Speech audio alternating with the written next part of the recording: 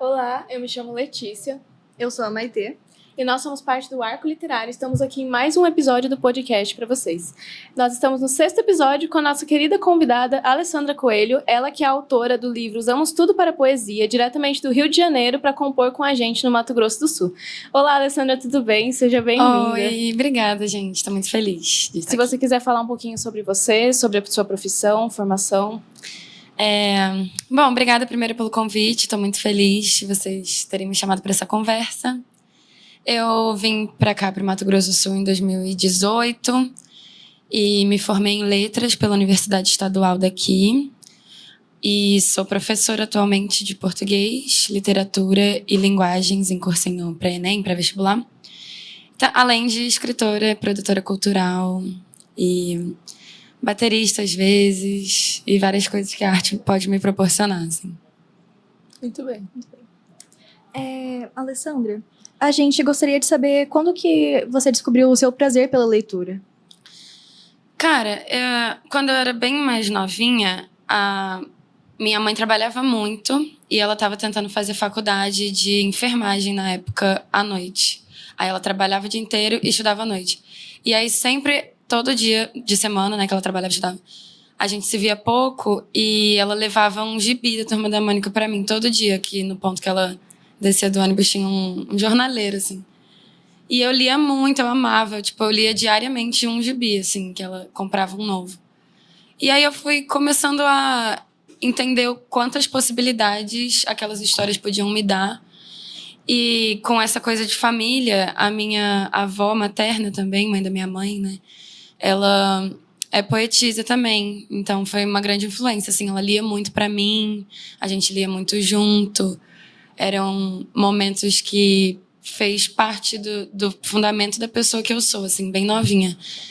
E aí eu fui crescendo, foi só aumentando essa vontade e esse gosto pela leitura, até hoje. É meu maior hobby, assim, a coisa que eu mais amo, fazer no tempo livre é ficar lendo, fazendo, assim. Que legal. Eu queria saber de você quais são os seus textos, suas obras favoritas. E por quê? Por que você gosta delas? Algum para recomendar? Algum que você fala, nossa, eu gosto muito dessa? Cara, eu gosto muito de contos. Eu acho que de gêneros assim, textuais é o que eu mais gosto de ler. Pela facilidade de você estar, sei lá, tô aqui esperando o ônibus, dá pra ler um conto, sabe? Uma história do início ao fim. E eu gosto muito de Morangos Mofados, do Caio Fernando Abreu. Por mais famoso assim que seja, né? Não vim com nada que ninguém não conhece, mas é muito bom. Hoje, inclusive, eu reli um deles para falar com os meus alunos semana que vem. Eu li Pera, Uva ou Maçã, do Morangos Mofados, é muito bom. E eu gosto muito de contos no geral. Eu li um da Jari de Arraes, que vai ser a minha indicação. Redemoinho em Dia Quente. Acho que é esse o nome. Redemoinho em Dia Quente. É um livro dela de... A gente tem ali bem... Mentira! Bem ali embaixo. Mesmo. Muito bom. Eu reli ele esses dias também. E eu tenho lido muito contos. Olhos d'Água, da Conceição, também mudou muito a minha vida. Zaita Esqueceu de Guardar os Brinquedos é um que eu acho que me pega bastante. Ou A Gente Combinamos de Não Morrer também. Com certeza. E eu acho que contos, no geral, da literatura, moderna para contemporânea, principalmente, é o que eu leio bastante, além de poesia, né? Acho que a gente vai falar mais de poesia, eu acredito.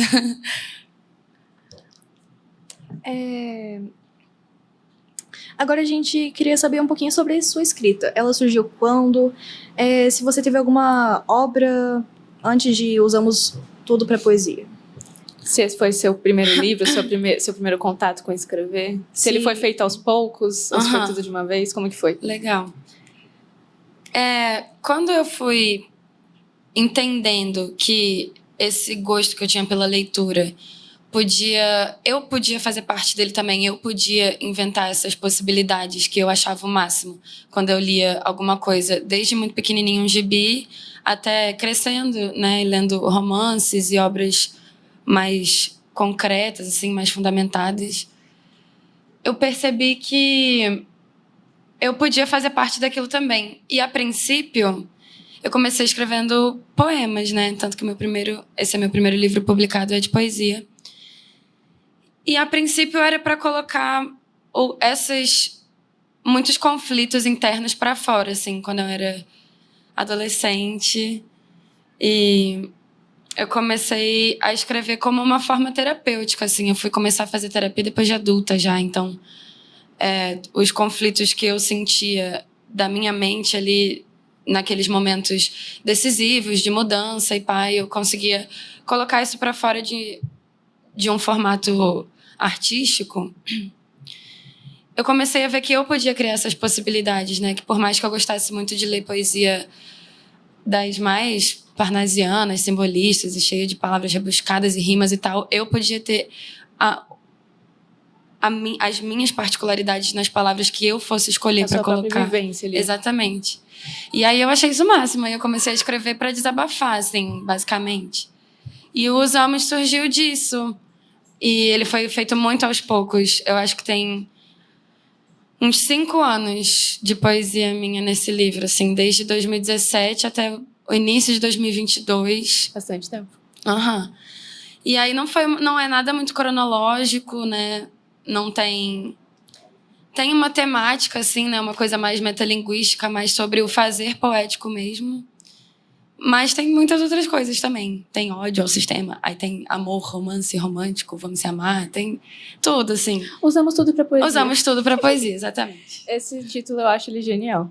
E eu queria perguntar pra você, como você vê... com quantos anos você veio aqui pro Mato Grosso do Sul? 17. 17 anos. E esse tempo todo você morou no Rio? Sim. Então, eu queria perguntar para você pela sua vivência. Como você acha que está a literatura do Mato Grosso do Sul e de Campo Grande hoje? E como você compara o contato que você tinha lá no Rio? Como que é, tipo? Olha, na parte de ser produtora de literatura, eu só tenho o contato íntimo, né, de convivência aqui. Porque desde que eu sou adulta, eu moro aqui. Mas às vezes que eu fui lá, e a vivência de criança e adolescente que eu fui criada no Rio de Janeiro, eu sinto que as duas realidades são muito diferentes, mas nessa parte artística local, o Mato Grosso do Sul ainda precisa olhar muito para dentro, fora dos estereótipos. Porque, por exemplo, eu leio bastante autores contemporâneos, eu acho que é o que eu mais leio. E aí eu tava lendo o Giovanni Martins, eu não sei se vocês já ouviram falar dele. Ele tem um que é O Sol na Cabeça, que é de contos também, excelente. Aí ele tem um romance agora que ele lançou, Via Ápia. E ele é um querido, ele é lá de Bangu, no Rio, e ele fez coisas muito novas, assim, sabe? Até pro Rio de Janeiro, que é o grande eixo, que a galera fala que é onde surgem as coisas. Mas ele fez coisas muito novas na literatura. E a galera valorizou muito, pegou assim, tipo... Caraca, o Giovanni Martins é o escritor em ascensão, carioca, pá. E assim como muitos outros lá, eles têm esse apoio. Tem muitos eventos, muitas feiras, muitos patrocinadores, enfim. E muitos leitores, principalmente, né? Que é o que faz a literatura continuar existindo. E aí, aqui no Mato Grosso do Sul, eu percebo muitos leitores, mas não leitores que querem se conectar com isso de fato, sabe? Que querem conhecer esses autores, que querem saber um pouco mais, buscar pessoas para ter outras interpretações. Eu vejo isso dando aula de literatura, por exemplo, que é uma tentativa todo dia de lerem comigo e pensarem sobre, sabe? Os meus alunos, quando eu falo, gente, o que vocês sentiram lendo esse texto? Vamos conversar agora sobre o que vocês sentem, o que vocês leem sobre isso do mundo, o que vocês interpretam. Mostrar que, tipo, tem um outro lado, além da literatura chata, que normalmente exatamente. Aqui no Mato Grosso do Sul tem muito isso ainda. Exatamente. E aí eu sinto que falta um pouco, assim, o MS olhar para a literatura que é feita aqui, que foge desses estereótipos que são ótimos também, que existam esses estereótipos. Tipo... Ai, gente, é porque eu não quero ser cancelada, peraí. Fica à vontade. Que bom que existe a literatura que fala sobre o Pantanal, que fala sobre o nosso bioma, que fala sobre as particularidades daqui, que são coisas lindas, muito ricas e necessárias que o Brasil e o mundo vejam. Mas o MS não é só isso. sabe? Assim como o Rio não é só favela, samba e carnaval, sabe? Assim como muitos outros estigmas que a gente vem tentando quebrar em todas as linguagens da arte. Que a literatura regional daqui não devia ser tratada só como, tipo, Pantanal Exatamente. e agro e esse tipo de coisa, né? Eu entendo. Nossa, Eu entendo esse lado. Verdade. É isso. A gente queria saber se você poderia citar um poema seu pra nós aqui. Claro, poderia. Assim, gente, de freestyle, sem preparar nada, assim que eu Um gosto. que você gosta, que você... Tudo de Que tem um free. carinho especial, talvez. Que eu tenho um carinho especial.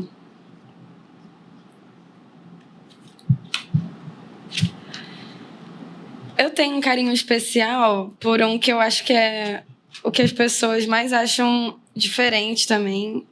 E Pode ser teatral do jeito que você quiser. Ou não também. é porque... Ai, será? Vou dar muito spoiler. Eu acho que é, tipo, o melhor do livro. Pode? Tá tudo bem. Vai. Gente, mas comprem pra ler, tá? Por favor. Não é só porque eu vou ler o melhor que aí favor. vocês não vão comprar, não. É Vizinho o nome desse. Fina. A parede que divide nossas vidas. Vizinho, a parede fina rompe os nossos silêncios.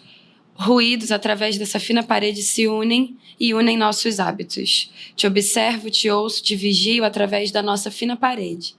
Vizinho, os teus passos me levam até esse cômodo, o seu bater de panelas me leva para a hora do jantar. As vozes estranhas e encaixotadas que surgem às 21 me lembram daquele seu programa de TV preferido, que se tornou nosso, assistindo divididos por essa fina parede. Eu estou desempregado, mas às 5 da manhã acordo para ouvir você se arrumar para o trabalho. Acendemos as luzes para clarear o dia que ainda está em processo de nascimento. Eu ouço seus passos, imitando-os todos. Eu ouço suas chaves na porta, eu ouço seu interruptor desligando as luzes para sair, seus passos agora longe. Apago minhas luzes também e permaneço. Permaneço na escuridão até sua hora de voltar, para então eu poder viver novamente. Mas hoje, na hora de você chegar, eu não ouvi suas chaves na porta. Ao invés disso, eu ouvi freios, ruídos, batidos, estrondo, gritos, um caminhão interrompeu a sua vida. E não tinha mais vizinho para me obcecar nem viver. Então, pela primeira vez, eu abri a minha porta. Vi o claro do dia lá fora, quase entardecendo.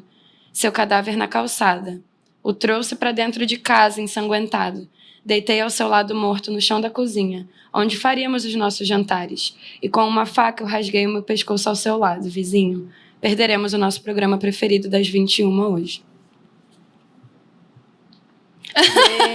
Gente, pra não falar que eu já não sabia que esse poema existia, eu sabia por conta da minha experiência da casa de ensaio, mas eu... Da casa de ensaio, verdade. Pô, esse é doideira, né? Esse realmente é um dos melhores. É muito bom. Meu Deus, De chorando verdade. ao vivo. Cara, de verdade, a sua experiência... O seu jeito lendo também traz, tipo, uma voz maior por ser você falando, eu acho. Eu acho que fica mais bonito de ouvir. Ai, obrigada. Eu gosto muito desse, cara. Chorou ao vivo, gente. Ai, que lindo. Não tô gostando que você tá chorando, mas eu gostei sim, um pouco, na verdade. Pela emoção, assim. E esse, eu acho que é um desse livro que são mais... É um dos mais narrativos, assim, que conta uma história, né? Eu nem tenho muito costume de fazer isso, mas eu gosto bastante desse. De verdade, lembra até um conto, como você disse, tem uma história completamente inteira. Ele é muito bonito. E eu ouvi você falando sobre essa questão da obsessão dentro desse conto, desse poema, perdão. Eu queria falar, tem mais alguns sobre isso? Quais temas você gosta de abordar aqui dentro? Cara, como eu falei antes, eu peguei esse como exemplo, né? Que ele é bem narrativo, é bem visual e tal. Foi um dos últimos que você escreveu, assim? Foi. Não, ele foi... desse livro, sim. Foi, tipo, no final de 2021. Não. Sabe por quê? Eu vou contar a história.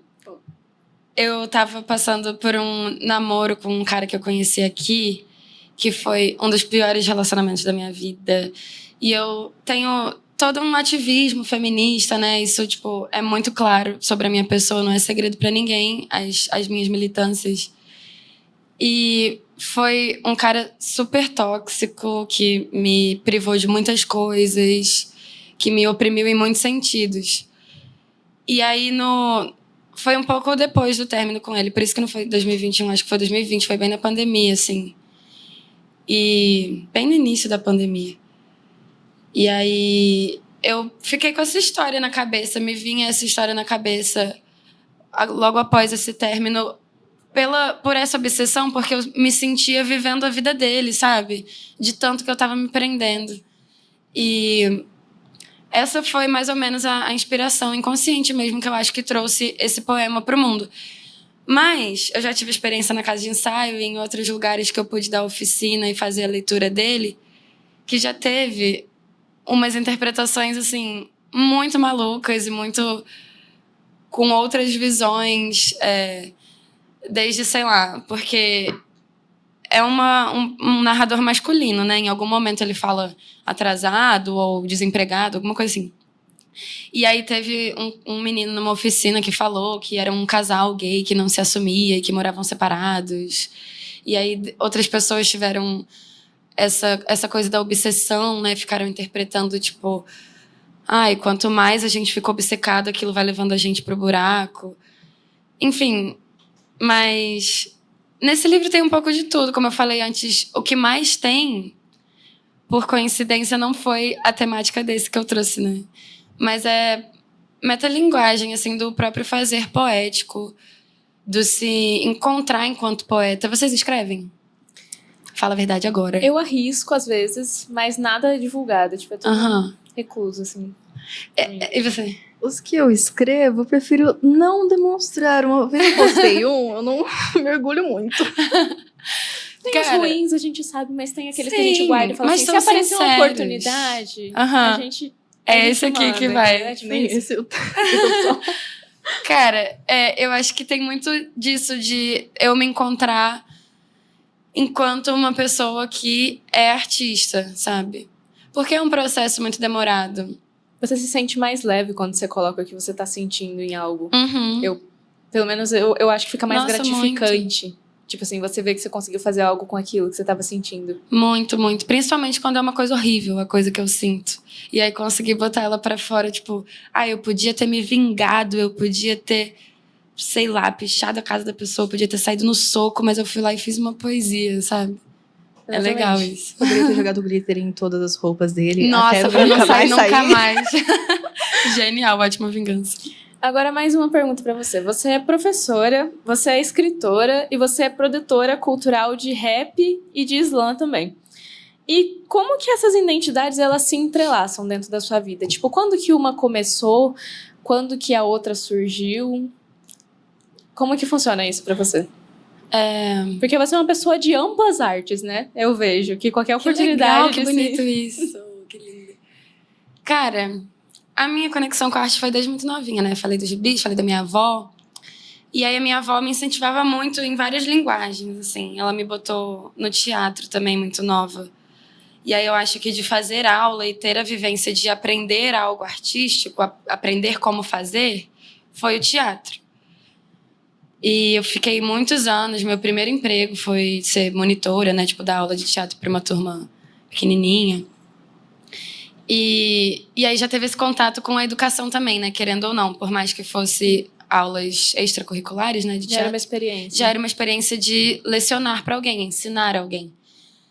E aí, no ensino médio, muitos professores meus, de várias áreas, até das exatas, que eu sou bem da linguagem, artes e humanas, né? Pra esse lado. Mas até uma prof de matemática minha falava muito que eu levava jeito para ser prof também. E eu falava, não, pelo amor de Deus, não, que coisa horrível, não faz isso comigo. Aí na faculdade eu tava fazendo licenciatura e mesmo assim, nas matérias de educação, eu ficava, não, nunca vou dar aula. Nossa, não, é muita responsabilidade, é muito cansativo, eu nunca vou fazer isso, nunca já vou ser fazendo prof. licenciatura, não vou fazer. E aí, eu já escrevia, né, o motivo de eu ter entrado em letras foi mais pela literatura do que por dar aula, pela educação, né. E aí se cruzaram na faculdade essas duas personas, a Alessandra artista, escritora, e a Alessandra que viria a ser professora em breve. E aí na faculdade eu conheci muitas pessoas que produziam arte também em outras linguagens, onde eu tive contato com a música, que eu juntei outras amigas de letras, até inclusive a gente fez uma banda com a Beca, que é cantora aqui. Essa história de Beca Gayardi? Aham. Eu conheci a Amandinha primeiro, que é a guitarrista, né? E a Iris, antes de conhecer a Beca. E aí, quando a gente conheceu a Beca, ela falou que queria fazer uma banda só de mim. Eu falei, nossa, mas tem umas amigas minhas da faculdade que a gente toca e tal. Aham. E aí eu tive contato com a música, tive contato com a Amor Livraria, né? Que me incentivou muito a publicar esse livro. Porque, como o livro inteiro diz, esse processo de me entender como escritora, até a hora que a Bianca da Amor me chamou para publicar, eu não estava entendendo ainda que eu era escritora de verdade, sabe? Eu já sabia que eu estava reunindo meus poemas, que eu queria lançar um livro algum dia, mas não parecia de verdade. Não caía a ficha. Não parecia que era de verdade. Aí o pessoal da Amor me convidou para editar e publicar meu livro. E a parte da produção foi quando, antes de publicar, usamos alguns desses poemas. As pessoas que eram próximas a mim me pediam para declamar. Eu acho que nem você falou que acha legal esse dia eu lendo. A própria Beca ou a Luana lá do Laricas, né, que tinha o Laricas Cultural, e outros produtores, outras pessoas que faziam eventos culturais, sabiam que eu escrevia e pediam para eu declamar. Tipo, vai ter tal sarau, você pode declamar uma poesia pra gente? E aí eu comecei a declamar poesia, Eu fui também nos Lacampão e nos Lacamélias, que hoje não estão tendo mais batalha na rua, mas em 2019 isso existia, né, ainda e tal. E eu fui criando esse gosto por perceber que a literatura tem muito essa barreira de ser, tanto para esse lado de ser algo chato, como você falou, das linguagens artísticas é a que a galera acha mais, aparentemente mais monótona, são só várias palavras em bloco e eu tenho que ficar lendo uma depois da outra. Para quebrar isso e para quebrar também que ela tá num lugar elitizado, sabe? Sim. Que graças à cena cultural e aos artistas, a gente vem quebrando desde, tipo, sei lá, desde a modernidade para a poesia marginal até hoje no contemporâneo, a gente está quebrando isso, né? E eu sempre prezei muito por isso, por exemplo, entender que a poesia é infinita nas suas possibilidades, sabe? E que ela está muito mais próxima da gente do quanto a gente imagina. E aí eu fui gostando tanto de declamar na rua que eu fui começando a ficar infernizando meus amigos, assim, que nem eu perguntei pra vocês agora, só que de uma forma bem mais perturbadora. Ficava, você escreve? Então vamos então sarau comigo. E se você declamasse também uma sua? Não. E eu ficava assim com todo mundo que eu sabia que escrevia. Eu faço isso até hoje. E aí foi assim que surgiu a vontade de fazer o Slam Plural, que foi a minha primeira produção cultural, né? Fazer um rolê frequente, uma movimentação cultural. Você foi uma das fundadoras, de rua. Então, do movimento. Eu e a Lu, do Laricas, nós que idealizamos, assim, um dia. E justamente por ela me chamar bastante para declamar lá no Laricas. E ela escreve também, ela fazia parte do Camélias também, bem antigamente, né? Perto, assim que fundou. E aí a gente fez o Slam Plural, que é uma batalha de poesia para mulheres e pessoas da comunidade LGBT. Porque na época ainda tinha um campão, que é para público geral, né? E a gente percebeu a necessidade dessas pessoas específicas serem ouvidas por, normalmente, no sistema normativo que a gente vive, não serem ouvidas, né? E me apaixonei por isso, cara. Eu já era apaixonada por declamar poesia na rua e, principalmente, essa coisa de trazer esse choque do que as pessoas acham que é poesia, aí eu chego e começo a berrar vizinho, assim, no meio de uma praça, sabe? E as pessoas ficam... Que é isso? As pessoas que é acham que a parte mais, tipo... porque tem que ser bonito, tem que ser organizadinho, tem que ser chato. Tem que ser, e aí tem que rimar, e aí tem que falar de amor. Porque poesia é só isso pra uma parcela da sociedade, né? Pra uma visão, pra um imaginário social, assim, sabe? De uma elite e tal. E eu fui me apaixonando por isso. Aí eu fiz o Slam Plural. Por essa familiaridade dessa vivência marginal, né? Eu fui criada na Cidade de Deus, lá no Rio, a vida inteira. Eu sempre tive muito contato com a cultura de rua, com todas as vertentes da arte de rua. Do grafite, do break, do MC, do rap, né? Do DJ e tal. Então, eu frequentei bastante. Sempre frequentei bastante, né? Desde que eu era adolescente. E aí, como eu comecei a fazer o slam, que é a batalha de poesia de rua, a galera do hip hop começou a colar também. Comecei a conhecer bastante gente dessa bolha, assim, desse nicho. E achei interessante também, por exemplo, eu comecei em dezembro do ano passado, junto com a Pretisa, a primeira batalha só de MCs mulheres de Campo Grande, no Mato Grosso do Sul. Que é a batalha delas, que só tem mina rimando, sabe? Ah, eu acho o máximo, Aham. gente. Eu fico também. apaixonada em todos os vídeos que eu abro, assim. Eu falo, gente, que negócio da hora, assim. Porque você tem que ter muita coragem pra começar um negócio desse. Eu vejo dessa maneira. Aqui precisa, né? E assim, é muito, muito, muito louco, porque já é uma bolha que aqui no Centro-Oeste já é marginalizada. No mundo inteiro, mas tipo assim, aqui pela predominância, que nem se falou, do agro e dessa coisa do sertanejo, por exemplo, Do ser mais clássico. valorizado, das coisas tradicionais, conservadoras. E aí chegar a gente fazendo hip hop, que já é uma linguagem artística marginalizada, só por mulheres, sabe? Fica mais difícil ainda. A gente é mais silenciada ainda, normalmente. E aí fazer isso tem me dado muito gás, assim, porque eu rimo também, eu sou MC também, mas principalmente essa parte da produção, de poder proporcionar essas batalhas e ver que cada dia tem mais mulher colando pra rimar. E a poesia, a rima na batalha não deixa de ser poesia também, né? O rap, inclusive, RAP é Rhythm and Poetry, Sim. que é ritmo e poesia ritmada. Então, eu acho muito incrível o quanto a literatura pode alcançar todos esses pedaços, todas essas pessoas, todos esses lugares. Seja através de um livro, seja numa batalha de rima, seja no slam, né? Seja na escola, seja fora da escola, seja na academia, na universidade, seja fora da universidade também.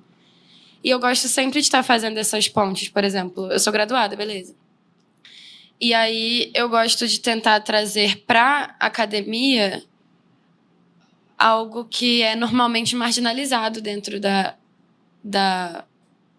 Essa é a da visão linguagem do arco acadêmica. literário. Levar o que muitos consideram como literatura marginal para dentro do cânone da literatura brasileira. Sim, e isso é incrível. Assim como levar a literatura canônica para o meio da rua, sabe? Assim como, pô, é muito, muito, muito, muito bom, assim, muito gostoso ver as minas rimando e aí ver, por exemplo, tem uma mina que eu gosto muito, que é uma grande amiga minha, que é a Ana Sol, e ela é professora também de matemática. E ela já tá há anos, assim, dando aula, já é mais velha que a gente.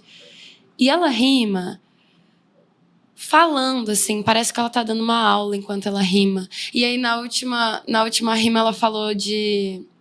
É Nicolau o nome do moço? Não sei. O moço que fez a teoria de que a Terra que girava em torno do Sol... Sim. Gente, eu devia muito saber disso, né? Geografia básica, desculpa. Mas...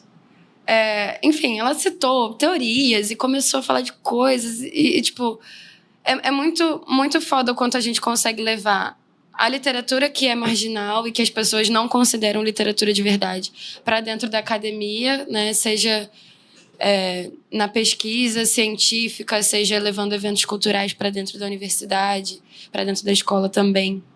E levar o conhecimento teórico também para a rua, né? Tipo, fazer esse intercâmbio é muito, muito gratificante para mim e é uma coisa que me impulsiona muito, assim, a conseguir conciliar todas essas pessoas, né? Sim. Todas essas profissões, que fica um pouco cansativo. Tô meio rouca de dar aula a semana inteira, inclusive, gente, mas é muito, muito gostoso poder fazer essas pontes, poder chegar em vários lugares sabendo que é válido, a minha rima no meio da praça, na batalha, é válida como poesia. Meu livro publicado com ISBN, não sei o que lá, também é válido como poesia. saca? É muito gostoso isso. É conseguir, tipo, tirar essa divisão que existe, né? Entre, tipo, quem tá em sala de aula ou quem tá fora dela tem que ser algo muito distante. Isso é muito legal. Sim. De verdade. Sim. Indo agora para o ambiente mais escolar, a gente gostaria de saber como que você incentiva seus alunos com a literatura mesmo, para eles terem esse gosto mesmo por ler. Sim. Não ser uma coisa A obrigatória. gente sabe que você é professora de literatura, de linguagens e afins, mas, por exemplo, o nosso querido professor Flávio, ele vive remexendo tudo que ele pode para tentar fazer a gente tomar muito gosto pelo que a gente Sim. lê, para não ser uma coisa chata. Inclusive, obviamente que dentro de sala de aula você tem que trabalhar os clássicos, Sim. mas não precisa ser uma coisa chata. Então, o jeito que ele trabalha, a conversa, ajuda muito. Como que você faz na sua sala de aula? Cara, é difícil, né? Porque, sei lá, eu me pego assim também. Eu sou muito nova, né, gente? Eu sou adulta, mas sou uma adulta criança ainda. Então, eu me pego assim também, por exemplo, muito conectada com tela o tempo inteiro, sabe? Me dá um pouco de pavor, às vezes até. E aí, o primeiro contato que eu tive com todas as turmas do meu ensino médio esse ano, perguntando sobre o que eles gostavam de ler, o que eles estavam lendo, num primeiro momento, assim, sabe? Ou era, tipo, mangá na internet, com todo respeito, eu adoro ler mangá, mas também nesse contato com a tela o tempo inteiro ou então só coisas na internet. Professora, eu leio a legenda do feed do post de não sei quem. Eu falo, cara, tá, mas e literatura, folha, assim, um livro. E pegar um livro, livro assim. na mão, assim, você não Sente a pega desde textura, o quando? cheiro. Nossa. Assim, eu não sei se é chato isso, mas eu não gosto muito de ler digitalmente. Eu entendo a praticidade, eu entendo o quanto fica mais fácil, né? O quanto pesa menos, por exemplo, minhas bolsas estão sempre muito pesadas de levar livro. Mas eu não consigo criar uma conexão lendo, tipo, em celular, notebook, Kindle e tal. E eles têm essa coisa, não sei se eu também tenho, tô parando pra pensar agora, mas de coisas muito imediatas, sabe? Às vezes eu levo até contos que o requisito do gênero é ser curto e eles já ficam, nossa, professora, mas que texto enorme pra gente ler na aula, não sei o quê. Aí eu fico, gente, mas é um conto, vocês vão gostar. E o que eu tento fazer é tentar trazer, de fato, conectar eles com a narrativa de alguma forma. E aí, graças a essa vivência no teatro, eu consigo dividir a leitura coletiva com eles de uma forma que, quando eles estão se perdendo, eu consigo direcionar para qual entonação que faz mais sentido. E eles gostam muito disso, eu acho, de quando a gente lê de formas diferentes, assim. Primeiro que para eles pegar um livro na mão, quando eu levo, ou sei lá, a xerox do texto, ou eu levo o livro que eu tenho em casa pra gente ir dividindo e lendo, eles já acham super diferente, porque eles estão acostumados a ler em tela só. E eu tento propor leituras que realmente exijam um esforço mental para você se conectar com o que está ali. Porque eu me pego com muita dificuldade de me concentrar às vezes também, sabe? E aí eu sei que isso é um problema geracional. E então eu tento tanto fazer com que a gente leia a obra que tem que ser lida, que é obrigatório, blá, blá, blá, mas que seja também algo dinâmico. Quando eu percebo que eles estão se perdendo no texto, eu tento dar outro direcionamento.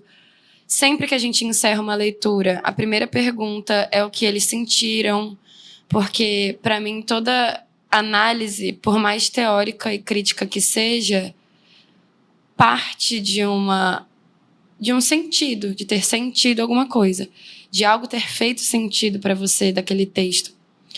Então, eu acho que isso deles serem livres para falar o que sentiram, eles gostam bastante, que eles até já comentaram Essa que... comparação com a própria vida, às vezes, também, né? De um texto que você leu. E tipo, nossa, mas eu lembrei de outra coisa. Sim, isso é muito legal. sim. E eu deixo eles muito livres para fazer muitas conexões, assim. Na última aula, essa semana, de literatura, eu até falei assim, gente, isso não quer dizer que todas as interpretações do mundo são válidas. Todas as leituras, tipo, a gente leu um conto sobre o vizinho aqui, morte, sangue, não sei o quê, E aí eu vou interpretar que, sei lá, que a vida é um mar de rosas e que a gente vai passar um café e ser felizes para sempre. Não, mas são múltiplas possibilidades a partir da particularidade de cada um, né, para fazer a leitura de um texto, a análise de um texto, a interpretação daquilo. E eu acho que para eles faz bastante sentido isso de deixar eles muito livres para fazer essas conexões com a própria vivência, com algo do contemporâneo que eles estejam... Sei lá, eles fazem muita conexão com músicas ou com coisas que eles estejam consumindo no momento, sabe? De textos, assim, quando a gente lê. O Arco, ele acredita muito nisso também, de tipo assim, quando você lê um livro e você lê ele sozinho, você guarda o que você sente, o que você pensa, as suas vivências sobre ele, só pra você. Então, quando você abre pra conversar com um público maior, você faz esse livro crescer e você, às vezes, vê uma visão que você não tinha antes. Sim. Então, essa experiência é muito legal. Aí, aproveitando esse gancho, eu queria te perguntar, você conhece já o projeto do Arco Literário? Se você já ouviu falar de algum projeto parecido, e o que você acha desse tipo de experiência dentro do ensino médio? De clube de leitura, desse tipo de coisa? Olha, dentro do ensino médio, para ser bem sincera, eu conheço algumas escolas por já terem me convidado também para projetos, tipo a Araceu do SIAC, lá no Tijuca. É Tijuca o bairro? Agora eu não lembro, mas é uma escola estadual. A diretora de lá é uma querida que incentiva muito os alunos às artes no geral, assim, sabe? Que é algo também que eu fico muito feliz quando eu vejo, porque tem alguns colegas de profissão, né, que não incentivam muito, dependendo do professor. Tipo, não incentiva quando vê que o aluno já tem uma pré-determinação, um interesse para, sei lá, para arte visual, para o teatro, para a literatura. Mas não, a inteligência lógico-matemática é a mais importante, sabe? Você saber essas fórmulas é o mais importante. Com todo respeito às fórmulas, gente. Mas, assim, todas as inteligências são válidas e igualmente importantes e necessárias, né? Para o funcionamento do mundo e de nós enquanto indivíduos, assim. E aí eu percebo, por exemplo, no Araceu do CA que tem muito... que é o que eu tenho mais contato, né? Esse incentivo.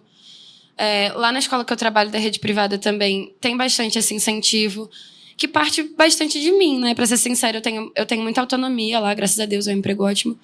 E eu tenho bastante autonomia para levar. Essa semana mesmo a gente fez um café literário. Amanhã vai ter no 2º ano. Mas essa semana teve nos primeiros e no 3º. E foi muito legal, assim, a gente poder justamente... Eu vi que eles falaram sobre uma autora. Ai, gente! Eu quase chorei, cara. Ai, eles falaram de mim, muito fofos, muito queridos. E eu fico muito feliz também, porque para mim a educação faz muito mais sentido quando tem essa troca, né? Quando a gente consegue ser sincero. E a literatura é arte, né? Então, precisa muito ter essa sinceridade na hora que a gente lê, na hora que a gente interpreta, de se doar mesmo para o texto. E eu fico muito, muito feliz assim, quando meus alunos se sentem à vontade para ser sinceros e para... Ai, tão bonitinho, eles falando de mim, de escritora contemporânea. Ai, que saco. Achei muito, muito gracinha. Mas eles falaram no 3º, e aí trouxeram textos que eles pesquisaram, a análise literária deles. Então, eu, enquanto prof, sempre tento incentivar. Conheço algumas escolas da rede estadual que também incentivam. Mas, sei lá, eu acho que, por exemplo, na escola que eu trabalho, e conheço outras também, da rede privada principalmente, da pública eu acho que é mais obrigatório. Por mais que a obrigatoriedade seja chata, mas eu acho que deveria ser obrigatório a propor, né, que os alunos lessem algumas obras na íntegra. E nem toda escola tem nas aulas de literatura que, por exemplo, as obras à disposição dos alunos na escola, uma biblioteca boa, um acervo bom. Então, às vezes, não tem como propor que aqueles alunos leiam obrigatoriamente, porque nem tem aquele livro na escola. Então, tipo assim, eu acho que talvez falte um pouco disso. Eu sei que isso é um problema infraestrutural, né? Um problema com uma raiz muito maior, que a gente consegue, assim, se for abrir os olhos de verdade, entender que é todo um plano, um projeto para que os leitores não sejam incentivados a ter essa conexão com o texto, com a obra, com a literatura, com a palavra, no geral. Então, acho que falta um pouco isso. Tipo, meu sonho é que toda escola tivesse uma puta biblioteca com um acervo, sabe, incrível, gigantesco, amplo, acessível para todo mundo poder pegar, poder ler. E não é toda escola que tem, né? Acho que seria, tipo, o básico, assim, para, a partir disso, ter outros projetos como o Arco Literário, que é lindo, de uma grandiosidade imensa, assim.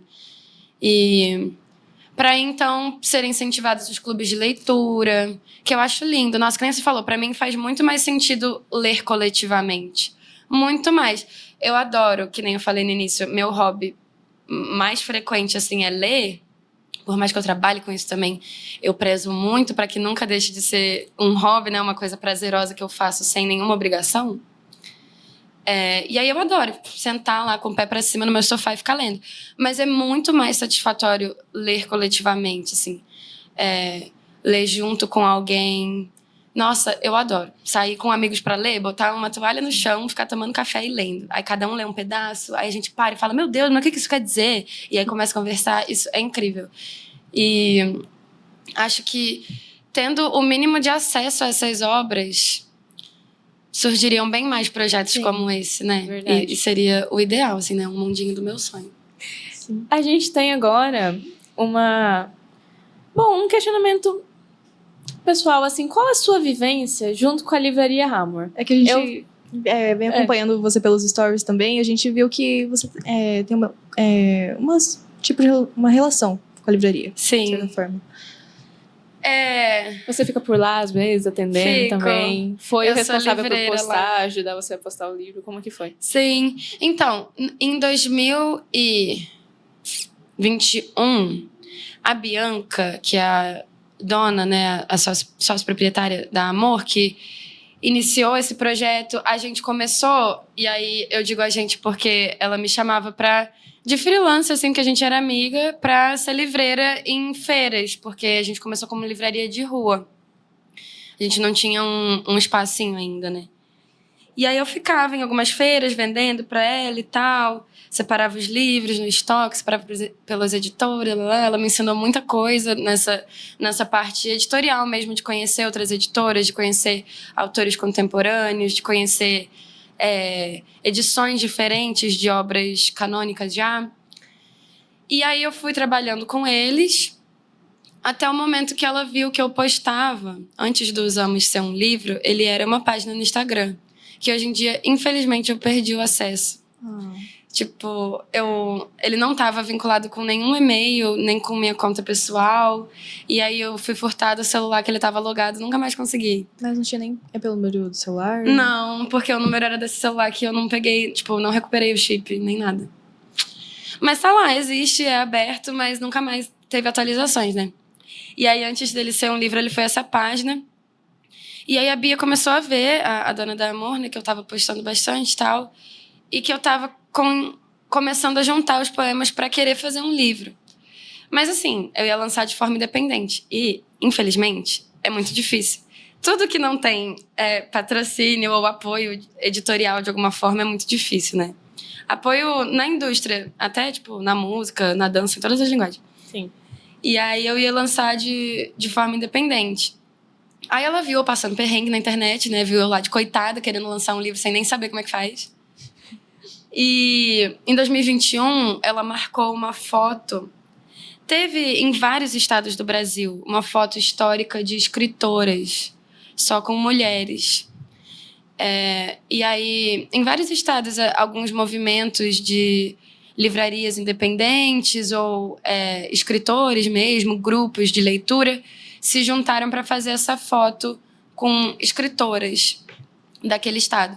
E aí a Bia que juntou as mulheres aqui do MS, a gente fez a foto ali na frente da Morada dos Baís.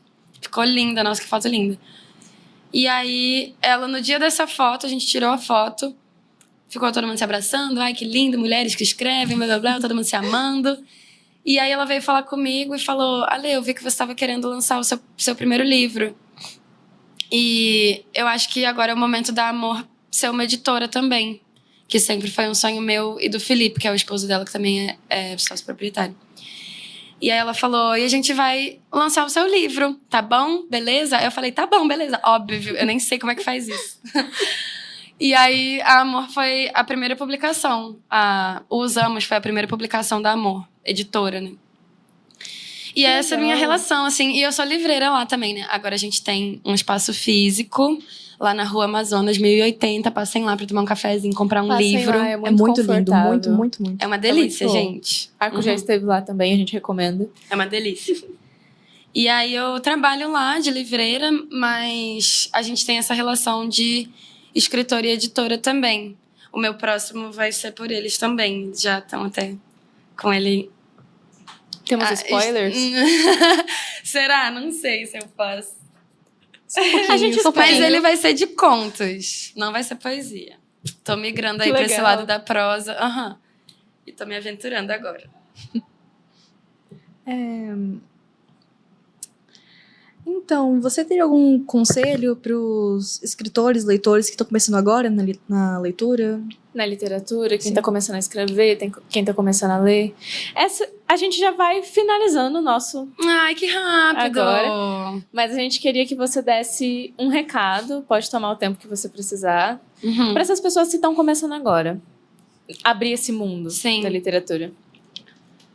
Olha, eu acho que tem até algo sobre isso, assim, no Usamos. Mas eu acho que tanto para ser um leitor ativo, tanto um produtor ativo, tanto um escritor, um artista, em qualquer outra linguagem, a gente vai passar pelos momentos de dúvida. E eu acho que esse é o caminho certo, sabe?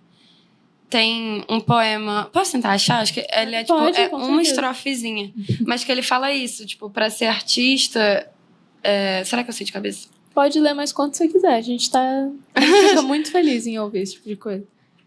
É um bem pitititico que fala sobre isso, assim, que pra ser artista... Para ser artista é necessário duvidar se é ou não artista de fato. É preciso tentar não ser e falhar. E eu acho que é esse o meu conselho, tipo, quando você achar que tá tudo dando errado, tá tudo uma merda. Nossa, escrevi, ficou horrível, que lixo, que coisa horrorosa. Continua, porque é daí que vai sair o que realmente precisa sair, sabe? Então eu acho que o meu único recado é: quando tudo parecer que tá horrível, é porque tá no melhor caminho possível. Com o tempo vai melhorando, vai evoluindo. Exatamente. Porque por mais que a gente tente falar, nossa, não, tá muito ruim, vou parar de fazer então. Ai, não, nossa, esse texto tá muito chato, vou desistir de ler então. Ai, não, essa peça que eu tô escrevendo, alguém que queira ser dramaturgo, sei lá, roteirista, esse vídeo que eu tô editando, esse filme que eu quero fazer, tá ficando horrível, tá tudo dando errado. É a partir desse momento, quando você tenta que dê errado, o próximo passo é o que vai dar mais certo, sabe? É nisso que eu acredito. E foi assim que eu construí muitas coisas que eu me orgulho de estarem feitas hoje. Foi quando eu tava no ápice, assim, tipo, cara, não aguento mais. É muito, por exemplo, o Usamos é muito íntimo, assim, eu me sinto muito exposta às vezes, quando as pessoas vêm falar, tipo, ai, nossa, me identifiquei muito com tal poema, e eu fico, meu Deus, eu tava crisando esse dia que eu escrevi. Mas eu fico feliz ao mesmo tempo porque cria essas pontes das pessoas saberem exatamente isso. Quando aparentemente tiver um precipício assim na frente, não é o fim, sabe? Vai ter uma ponte logo em breve, no próximo Você passo. constrói a ponte. se Exatamente. Se necessário, nós mesmos fazemos. E eu acho que é isso, porque eu já tentei muito não ser, já tentei muito não escrever, já tentei muito não fazer batalha na rua. precisar. Inventar outra coisa. Exato, mais sabe? fácil. Ter um emprego normal, trabalhar num escritório, com todo respeito a quem trabalha em escritório. Mas para quem tem já esse interesse, Não esse tem amor. essa alma de artista, não dá pra esse voltar amor mais depois. Não tem como mesmo. negar a arte, porque ela vai atrás de você. Exatamente. A gente vai só falhar todas as vezes que a gente tentar se desconectar dessa relação com a arte, sabe? Quem já tem esse amor. E aí isso serve para tudo, serve para todas as linguagens, serve para quem é consumidor também, não só quem é produtora de arte, né? Mas quem é leitor e quer ser um leitor ativo, quem é um ouvinte e quer ser um ouvinte ativo de música, quem é um espectador e quer ser um espectador ativo.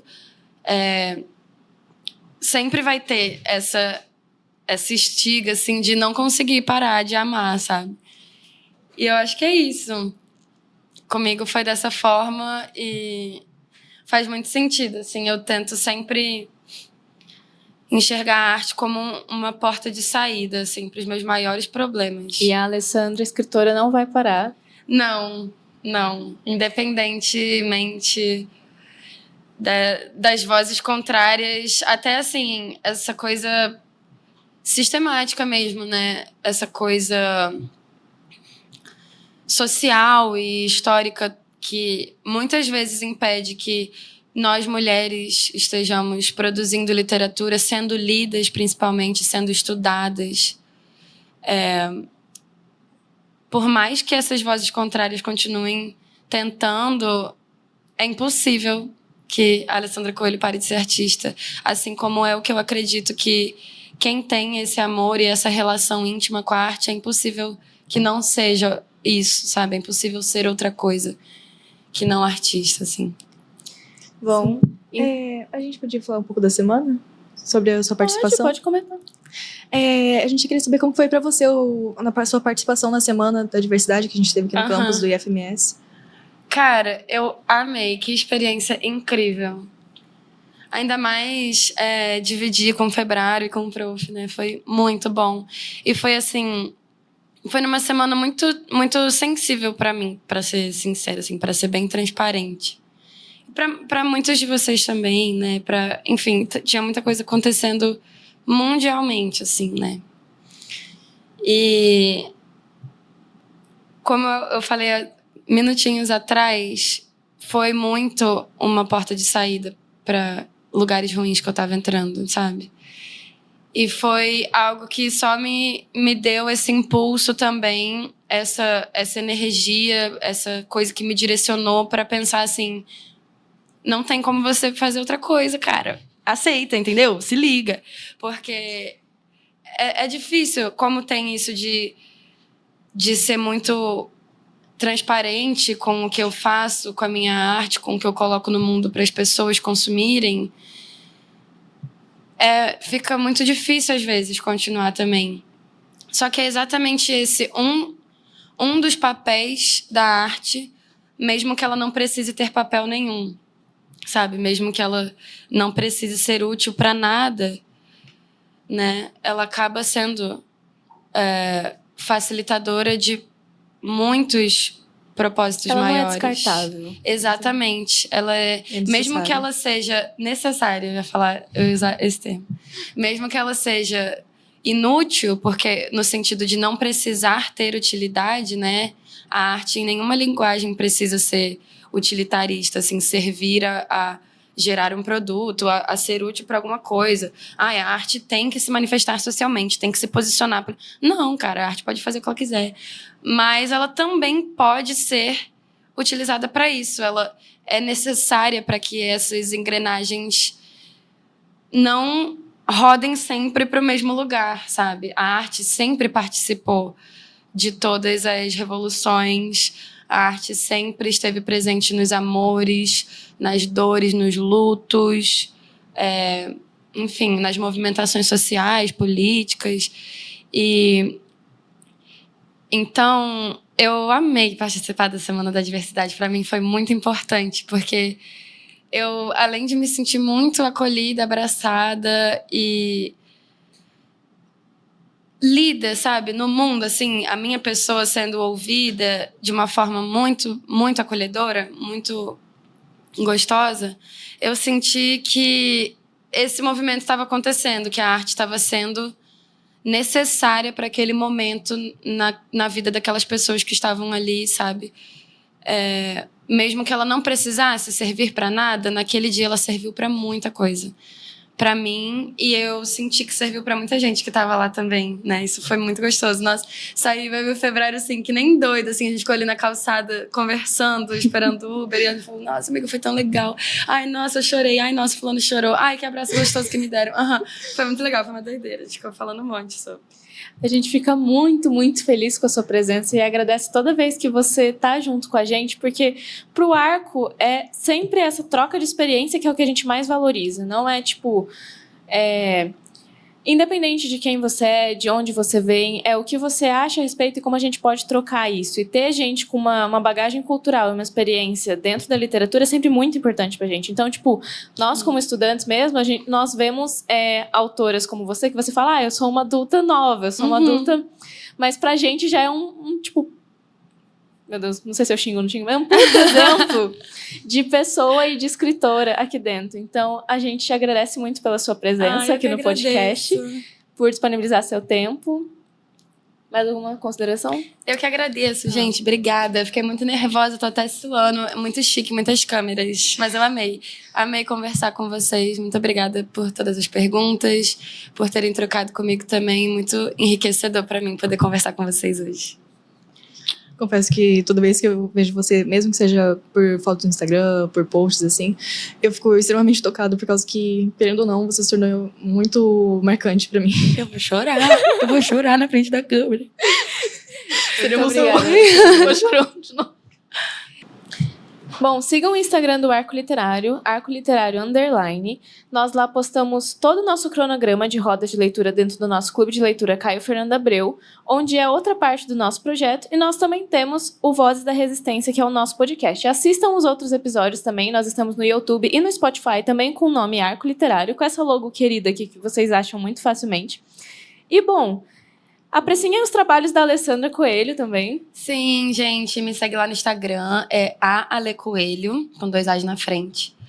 E aí eu gostaria que vocês seguissem também a Amor Livraria, é amor com H na frente, do verbo haver, amor. Amor Livraria, Batalha Delas, que é a batalha que eu comentei, que é a primeira batalha só com MCs mulheres aqui em Campo Grande. Batalha Delas cariocado, com X no lugar do S. E Slam Plural, Slam SLAM Plural, que é a batalha de poesia só para mulheres e pessoas LGBT aqui em Campo Grande, que eu faço. E vão lá conhecer um pouco desses projetos, colhem para prestigiar também, tá bom? Um pouco dessa cultura. Olhem também o queridíssimo livro que está disponível com a própria Alessandra Coelho. E tem lá na Amor também. Muito. Tem na Amor. Então, se sintam muito convidados para prestigiar mais trabalhos como o da Alessandra e para contribuir mais com os nossos também. É isso. Por favor, caso tenham gostado, se inscrevam, deem um like. E, por favor, vão dar uma olhada nos nossos redes sociais, no da Alessandra também, por favor. Ajuda muito a gente. Sim, gente. Obrigada. Tchau. Tchau.